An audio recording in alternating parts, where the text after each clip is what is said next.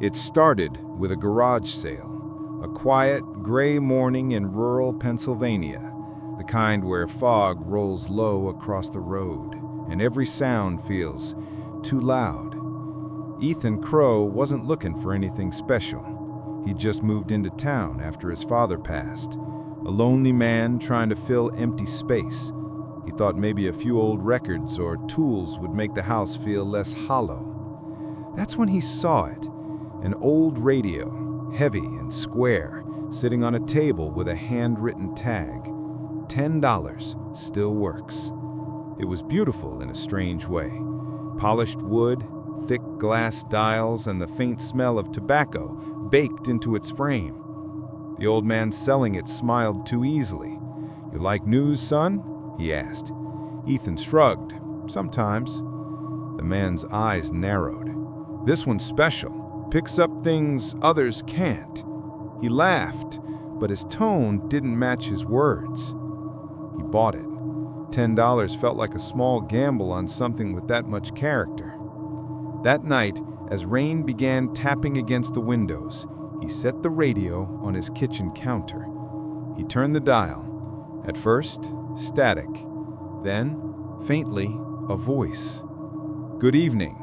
Here are tonight's top stories." The anchor's tone was clear, professional, like something from a big city station. It mentioned a car crash on Route 18 and a local power outage. Ethan nodded. He just passed that crash an hour before. Real enough. He went to bed early. The next morning, sipping coffee, he turned on the TV. The same anchor's voice, the same words, the exact same report. He froze.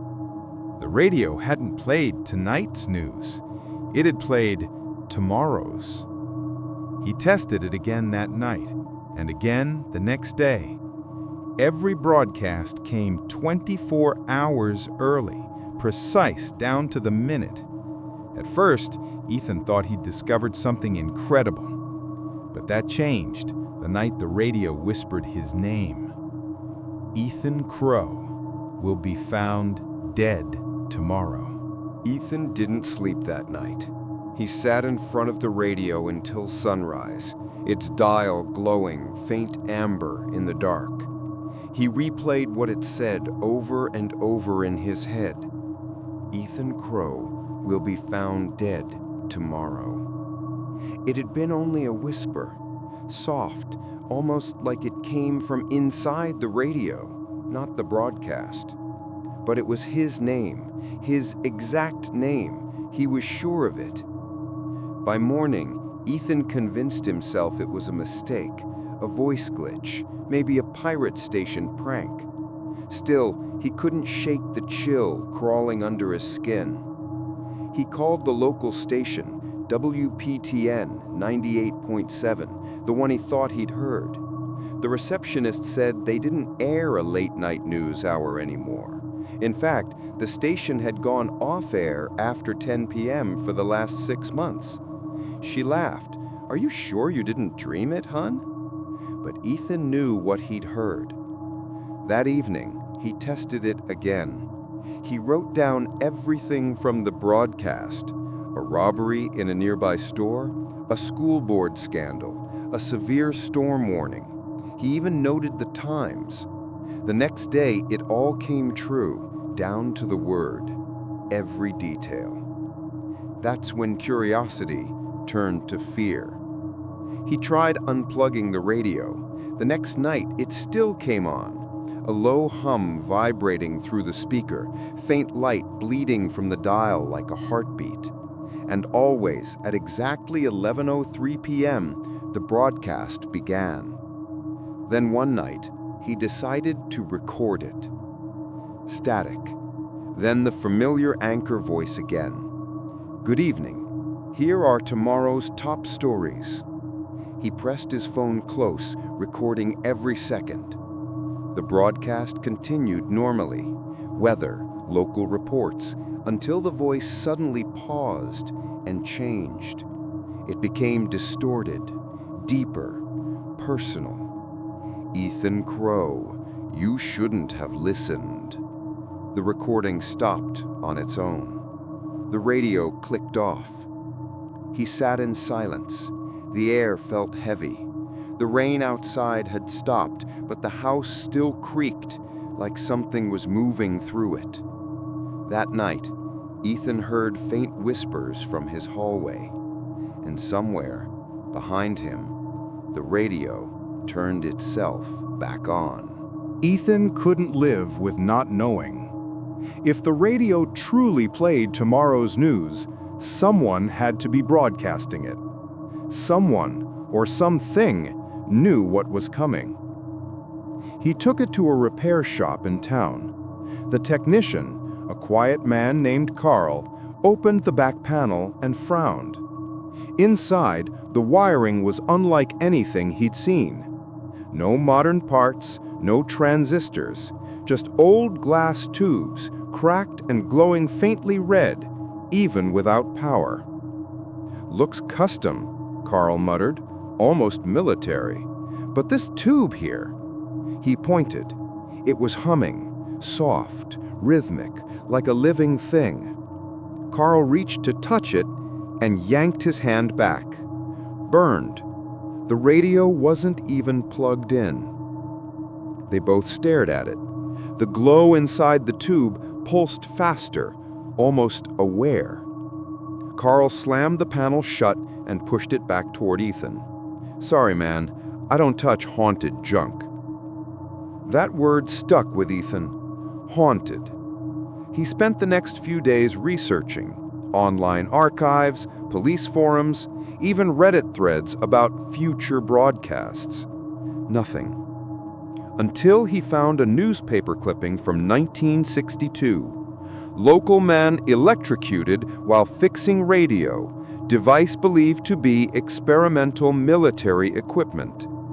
The photo was blurry, but Ethan recognized it.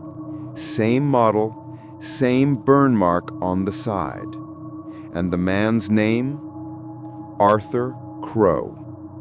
His grandfather. He didn't sleep for 2 nights. When he finally did, he dreamed of static, endless whispering static. He woke up at 11:03 p.m. sharp. The radio was already on. The announcer's voice was slow, deliberate. Breaking news.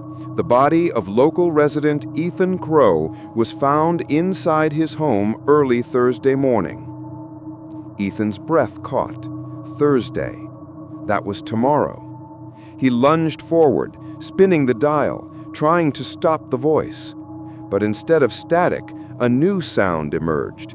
Faint, human, terrified. It was his own voice. "Please, stop it." He stumbled backward, heart pounding, and unplugged the cord. The radio stayed on. Its light flickered, not red this time, but a deep, unnatural blue. Then, for the first time, it laughed. Ethan didn't run. He should have, but curiosity, or madness, held him there. The radio laughed again, distorted, metallic, like a child learning how to mimic sound. Then, silence. He grabbed a blanket, threw it over the radio, and stuffed it in the basement. But even through the floorboards, he could hear it, faint whispers seeping up like smoke. He called his sister, Mara, told her everything. She thought he'd lost it. "Ethan, it's grief. You're hearing Dad's old stories again. Let it go." But he couldn't. The broadcast said he died tomorrow. He stayed awake all night, recording every sound. At 11:03, the light flickered through the basement door again, that same eerie blue. And then, footsteps, slow, careful, coming up from below. He grabbed a kitchen knife and waited. The footsteps stopped. Then a voice spoke, calm, familiar. "Ethan?" He froze.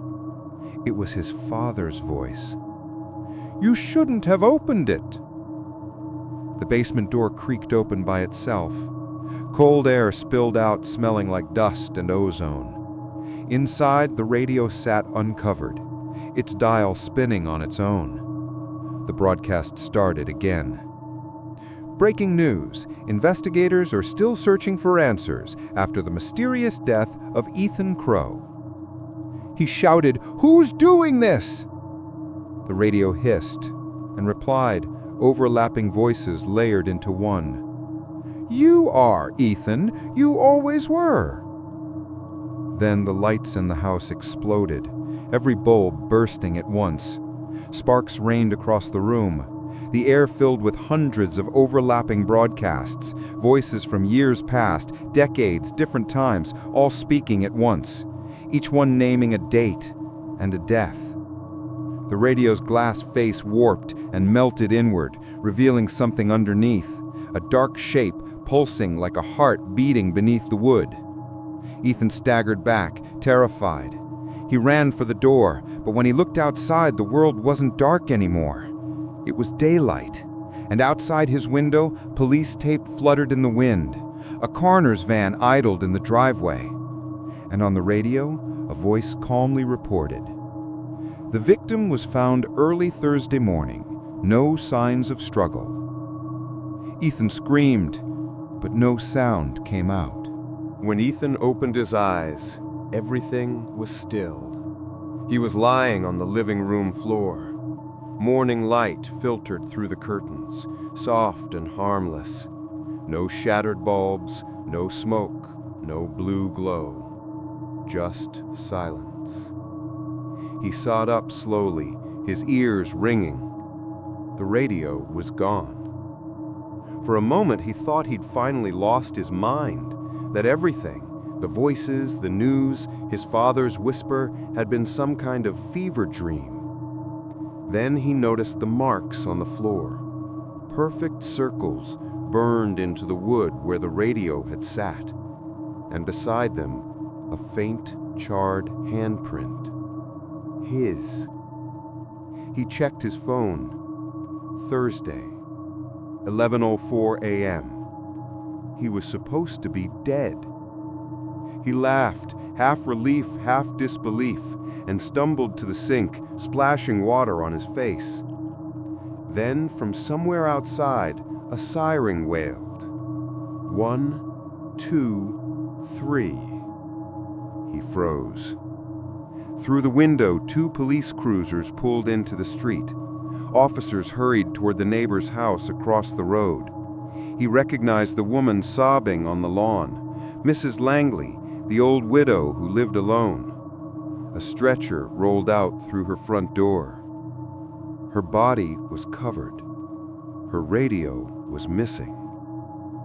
Ethan's stomach dropped. He ran back inside.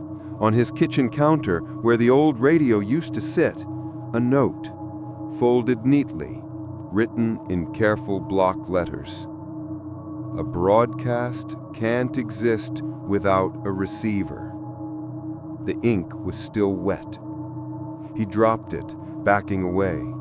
His heart pounded as he looked around the room, everything still except for one detail. His phone screen lit up on its own. Voice memo app recording. He picked it up, confused. There was no sound at first, just soft static. Then, faintly, a familiar voice spoke. "Good evening. Here are tomorrow's top stories." It was him, his own voice, reading the news.